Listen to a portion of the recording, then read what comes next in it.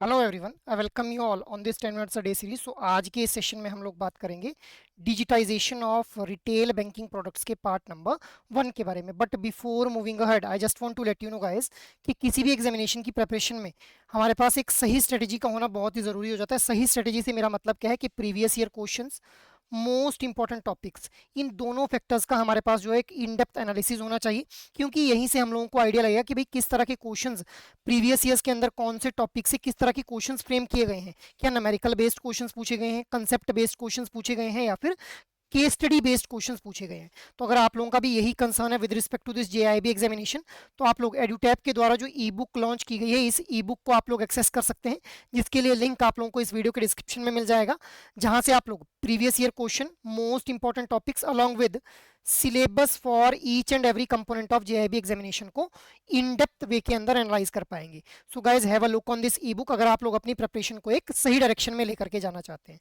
Moving ahead, अब last session में मैंने आप लोगों से क्वेश्चन पूछा था, which among the following is और are the participants in Bharat bill payment system.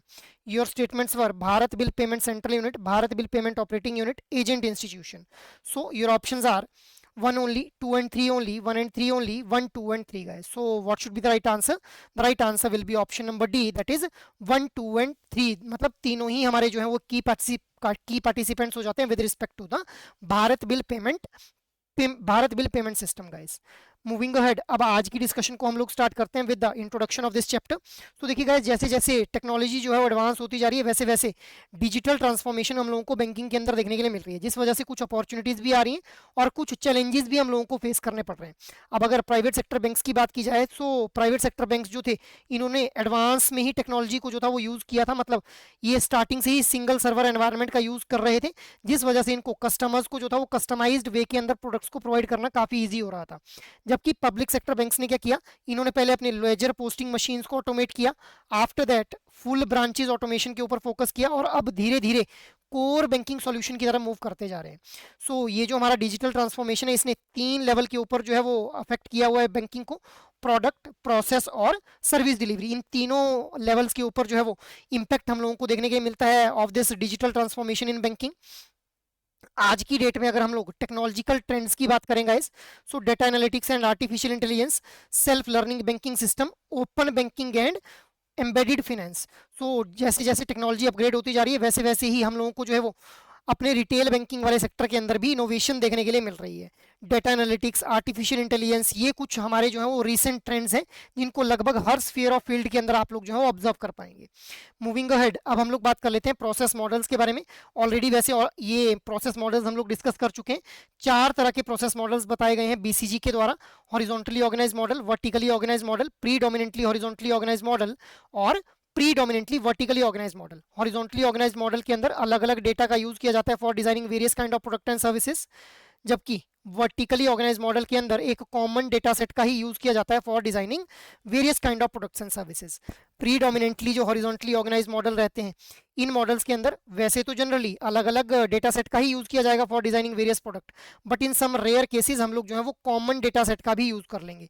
Similarly जो प्रीडोमिनेंटली वर्टिकली ऑर्गेनाइज मॉडल है, वहां पे जनरली वैसे तो हम लोग कॉमन डेटा सेट का ही यूज करते हैं, but in rare cases we use different data set for designing different kind of products and services guys। अब ये जो प्रोसेस मॉडल्स है, इनको ऑप्ट करने का इम्पैक्ट क्या पड़ता है? एक तो कॉस्ट रिडक्शन देखने को मिलती है, by 20 to 40% is possible through process transformation. Platform को ऑटोमेट कर दिया जाता है and a single view of customer contribute to the better understanding of the customer need, क्योंकि एक होलिस्टिक प्रोफाइल हमारे पास जो कस्टमर्स की अवेलेबल रहती है, जिस वजह से हम लोग उसकी नीड को जो है बेटर वे के अंदर अंडरस्टैंड कर पाते हैं। Next is customer centric approach is evolve और integration for the marketing strategies. अब अलग अलग तरह के प्रोसेस मॉडल्स को अगर हम लोग जो यूज करते हैं, तो हम लोग मार्केटिंग स्ट्रेटेजी को भी इंटीग्रेट कर सकते हैं with that particular process model guys. Moving ahead, अब किस तरह की इंफॉर्मेशन जो है कलेक्ट की जाती है? सो सबसे पहले स्टैटिक इन्फॉर्मेशन जैसे अकाउंट ओपनिंग के टाइम पे जो बेसिक इंफॉर्मेशन कलेक्ट की जाती है, बेसिक लोन ओरिजिनेशन डेटा जो रहता है, जैसे मान लो कस्टमर का जब भी अकाउंट ओपन अप किया जाएगा, तो उसका नाम, उसके फादर का नाम, उसकी जो परमानेंट एड्रेस है वो कलेक्ट किया जाएगा। तो ये हमेशा सेम रहेगा, ये चेंज थोड़ी होगा। This it will be a static information. Updated information क्या है? Income details at different frequencies.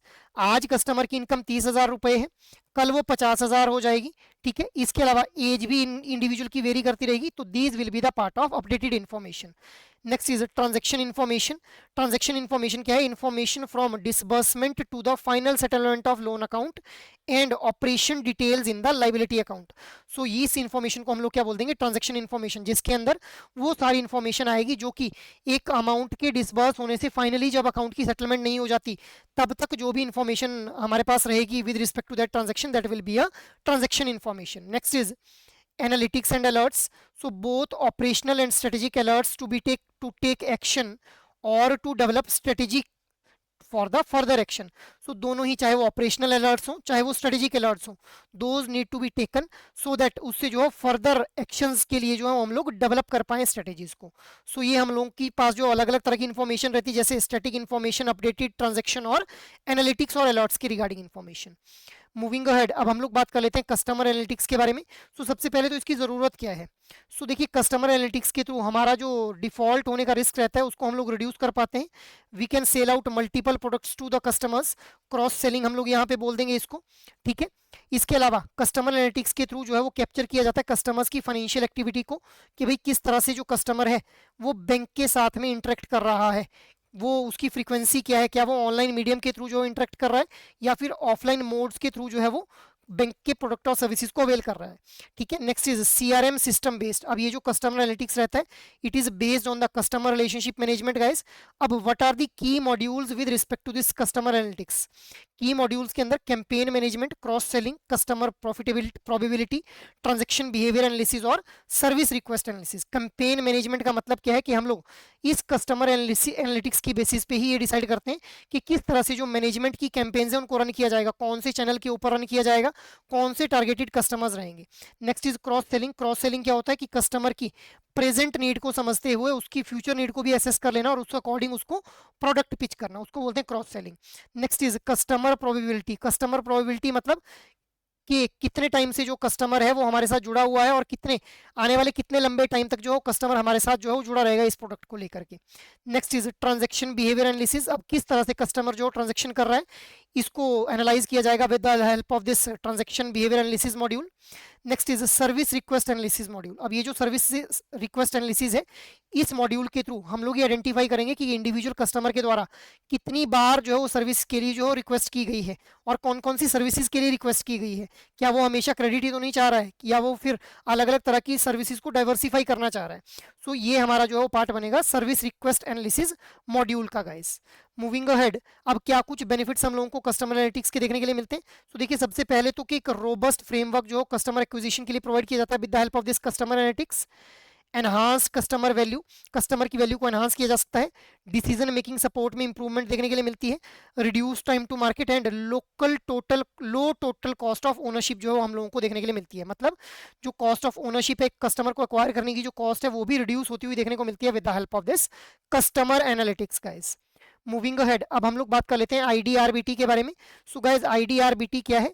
आईडीआरबीटी is institute for development and research in banking technology. अब इसको एस्टेब्लिश किया जाता है by reserve bank of India 1996 के अंदर on the recommendation of a committee on technology upgradation in the payment system under the chairmanship of Shri W S Saraf. That is 1994 के अंदर एक कमेटी एस्टेब्लिश की जाती है on technology upgradation in payment system under the chairmanship of Shri W S Saraf. इस committee के द्वारा recommend किया जाता है कि भाई आईडीआरबीटी शुड बी एस्टेब्लिश्ड। अब क्या कुछ टेक्नोलॉजिकल सर्विसेज जो है वो इवॉल्व होती हुई देखने को मिलती हैं आईडीआरबीटी के द्वारा? INFINET, that is Indian financial network, structured financial messaging system that is SFMS, national financial switch that is NFS, Indian banking community cloud that is IBCC. इसके अलावा it promoted the Indian Financial Technology and Allied Services as a Section 8 of the Companies Act, ठीक है। इसको हम लोग क्या बोल देते हैं? इफ्टाज भी बोल देते हैं guys. Next is external expert review की एक कमेटी एस्टेब्लिश की जाती है आरबीआई के द्वारा under the chairmanship of three doctor C Rangarajan, ताकि ये इवेल्युएशन कर सके कि भाई ये जो आईडीआरबीटी है ये सही से काम कर भी रहा है या फिर नहीं कर रहा है।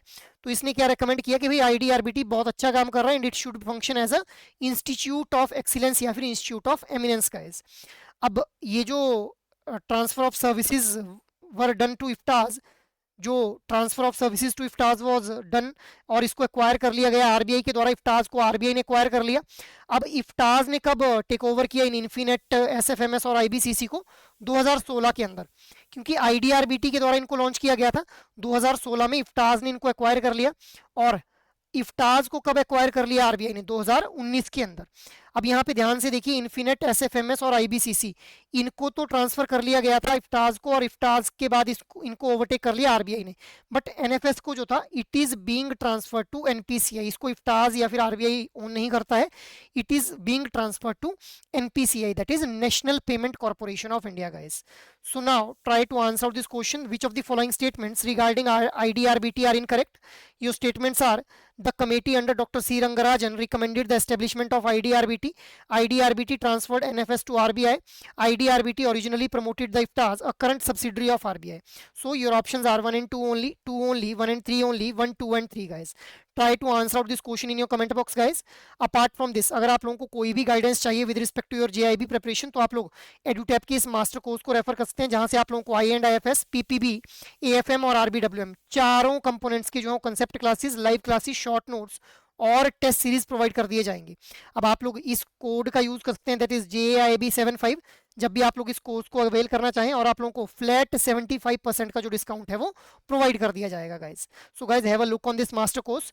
So that is all from my side for this session. अगर आप लोगों को ये सेशन अच्छे लग रहे हैं तो इन सेशंस को लाइक, शेयर और सब्सक्राइब कर लें. और अगर आप लोगों की कोई भी क्वेरी है तो आप लोग मेल कर सकते हैं hello@edutap.co.in के ऊपर. जय हिंद.